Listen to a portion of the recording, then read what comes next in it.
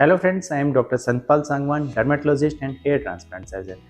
Hair transplant के बाद लोगों के क्वेश्चन कभी ख़त्म ही नहीं होते हैं, जिसमें से एक क्वेश्चन जो बहुत सारे पेशेंट मेरे से पूछते हैं, मैं उसके बारे में बताना चाहूँगा। क्या हम सर्जरी के बाद कोकोनट ऑयल यूज़ कर सकते हैं? कर सकते हैं तो कब से करना चाहिए? इसके क्या फ़ायदे हैं? इसके क्या नुकसान हैं? या फिर ये नहीं तो क्या? तो आज इसको हम डिस्कस करेंगे।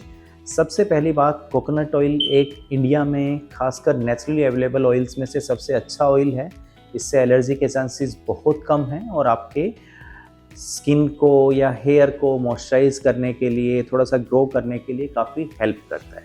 तो सबसे पहला हम डिस्कस करेंगे कि इसको कब अप्लाई कर सकते हैं। सर्जरी के तुरंत बाद कोकोनट ऑयल अप्लाई करने की कोशिश ना करें, कम से कम 7 से 10 दिन वेट करें।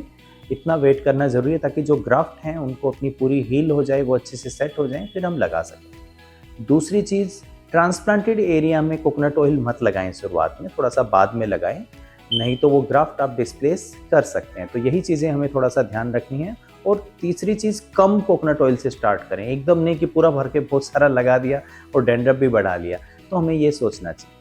अब इसके बेनिफिट क्या हैं वो हम बात करेंगे। कोकोनट ऑयल जैसे कि एक बड़ा ही इम्पोर्टेंट हमारी खाने का, हमारे मॉइस्चराइज़र का पार्ट है। ये इसमें कुछ ऐसी चीज़ें होती हैं, खासकर लोरिक एसिड और इसके कुछ न्यूट्रिएंट्स, तो ये हेयर ग्रोथ में भी थोड़ी बहुत हेल्प करता है। कंप्लीटली तो नहीं, उनकी सिचुएशन थोड़ी स्ट्रेंथ अच्छी बनी रहती है। दूसरी चीज़, कोकोनट ऑयल की एंटी इन्फ्लेमेटरी प्रॉपर्टीज़ की वजह से ये सूदिंग इफेक्ट देता है। आपकी रेडनेस, आपकी इन्फ्लेमेशन जो स्कैल्प पे सर्जरी के बाद है, ये डैंड्रफ की वजह से उसको कम कर देता है। लेकिन खासकर डैंड्रफ वाले केसेस में ज़्यादा कोकोनट ऑयल लगाने की कोशिश ना करें। तीसरी चीज़, मॉइस्चराइज़र। जैसा कि स्किन में हम यूज़ करते हैं, बालों को भी अच्छे मॉइस्चराइज़र की नीड होती है, तो इसमें कोकोनट ऑयल बड़ा हेल्पफुल है। तो ये 3 इसके बेनिफिट थे। अब प्रिकॉशंस क्या लें कोकोनट ऑयल को लगाते हुए? पहली बात, कोकोनट ऑयल लगाने के बाद बहुत स्ट्रॉन्ग मसाज करने की कोशिश ना करें कि आज ही सब कुछ करना है। जेंटली और सॉफ्ट मसाज कीजिए ताकि इसका प्रॉपर हो। दूसरी चीज़, यदि आप में बहुत ज़्यादा सीवियर डैंड्रफ है या इरिटेशन है कोकोनट ऑयल की वजह से, तो कोकोनट ऑयल यूज़ ना करें। कुछ अल्टरनेटिव ऑप्शन की तरफ अपने डॉक्टर से पूछें।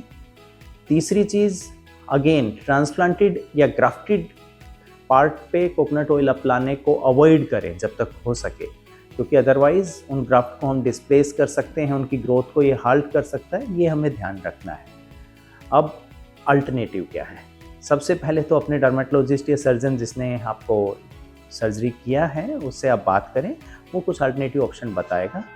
दूसरा, बहुत सारी सीरम्स रहती हैं जो टॉपिकल ऑयल है, या इसके अलावा बाकी ऑयल भी हम यूज़ कर सकते हैं, जैसे कि आपका आंवला जो ऑयल रहता है, बादाम ऑयल रहता है, तो ये भी लगभग वैसे ही इफेक्ट देते हैं, पर ये थोड़ा कॉस्टली पड़ते हैं। और बहुत अलग अलग सीरम्स आती हैं जो अलग अलग ऑयल का मिक्सचर रहते हैं, वो भी हम साथ में यूज़ कर सकते हैं। तो ये एक बड़ा इंपॉर्टेंट पार्ट है। इसी के साथ एक दूसरा क्वेश्चन कि हम कब अपने बालों को ट्रिम करा सकते हैं, ट्रिम कराने चाहिए या कटिंग करा सकते हैं, कम्प्लीटली शेव करा सकते हैं, इस पे भी हम बात करते हैं।